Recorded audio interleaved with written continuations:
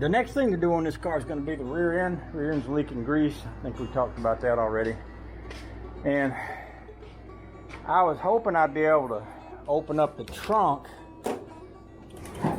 take this stainless steel part out, and loosen that bolt from up on top and change the yoke seal.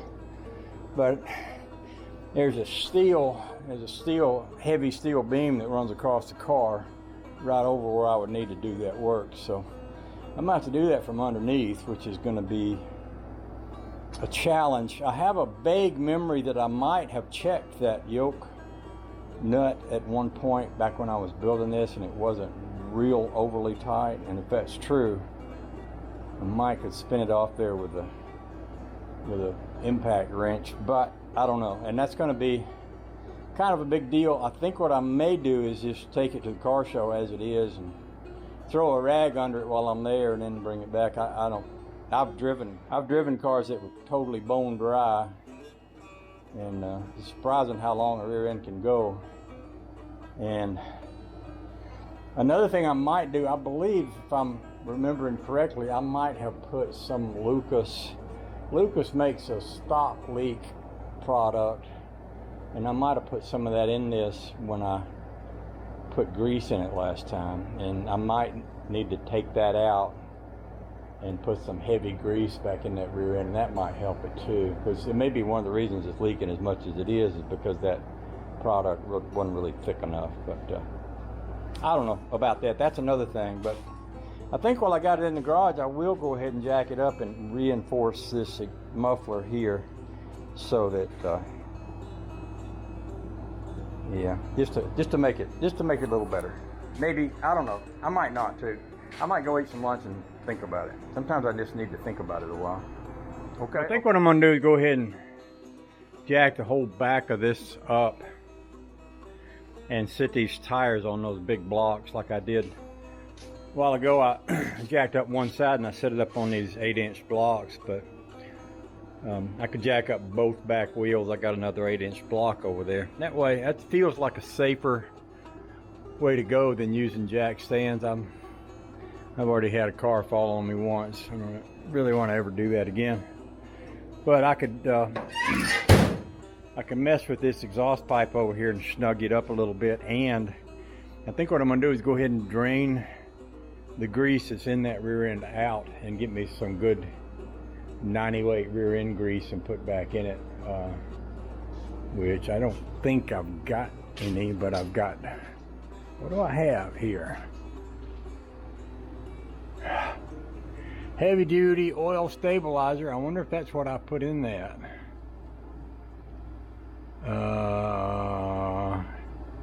Heavy duty slows oil leaks.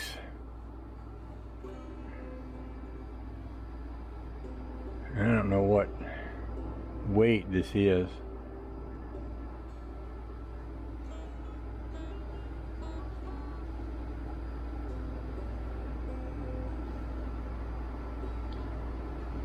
But this is talking about oil engine, so this may have been some of what I put in that. But I don't think it's what needs to be in that rear end. So yeah, let's do that.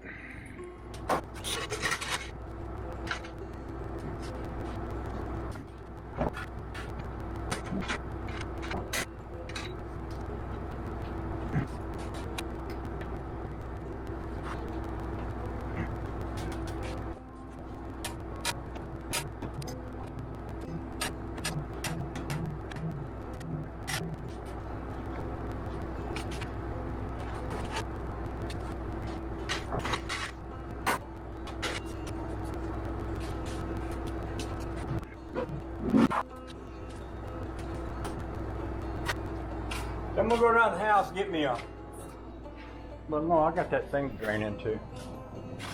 So, oh, flashlight. Left the flashlight on. Maybe I can still see with it though. Pretty dim. But all I need to do is loosen. Yeah.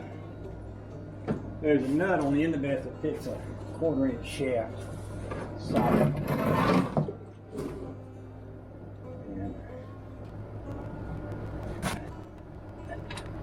That may not be. No, it's not. It's not a.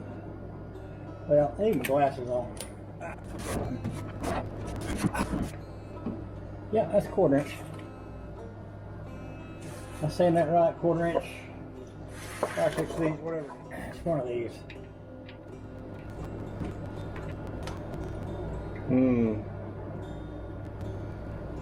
Well, let's see. Why is that doing that?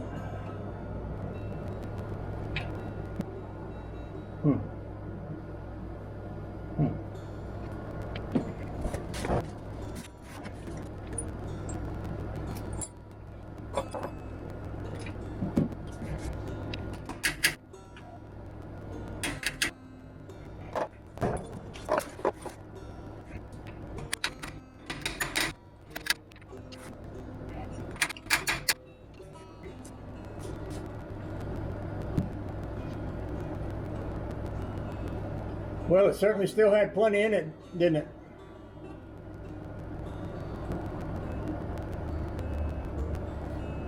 We'll let that drain out, and we'll put some more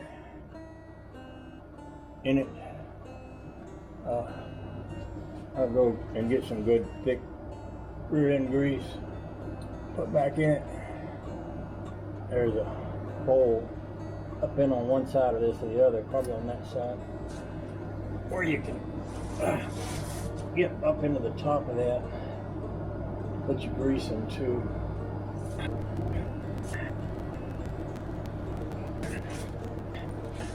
And in the meantime, I'll go over there and mess with that muffler a little bit. I got a little strap I want to put on it to make it a little sturdier. Let's see, here's where my hole is, where my grease goes into.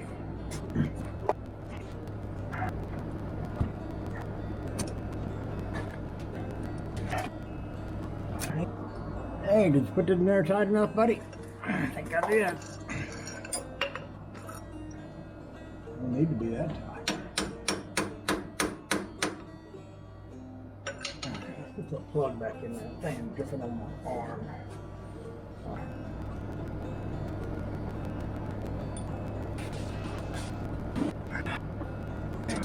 I'm gonna leave that loose, but just leave it hanging there. I don't know how much you've been able to see from where you're at. It's probably pretty dark under here. That's my Ford rear end. That's a famous 1957 Ford 9-inch rear end. I'm thinking it's leaking up here. Like I know it is. I'm thinking it's probably that yoke seal. But because I couldn't remember what I put in it for grease, and it actually did have quite a lot still. What I'll do is I'll go look it up online and see how much grease this is supposed to hold. I'll go get me some regular 90 weight and squirt in there. And then if it leaks that out, you know, at least I got enough to drive it back and forth to the car show a few times till I get ready to pull that yoke out. This is what has to come out right here. There's a nut right in there. You can probably see it. And you take your drive shaft off and put a socket on that nut, and you get that nut to turn, and then that yoke should slide out of there. You notice there's bolts around this plate here on the front of this, so if need be, you could also take that off and change it. But most often when they're leaking, it's going to be right there. It's going to be right where there's a seal, like a transmission seal, right there. That's going to be the problem. So I'm gonna go mess with that muffler. Honey Babe's having a swimming party with the girls today, so I've been working on the pool too. So I'm gonna double check the pool. Good. Make sure. That way I can be out here working on the car while they're doing that, and I won't be getting in their way. Girl party. It's a girl party.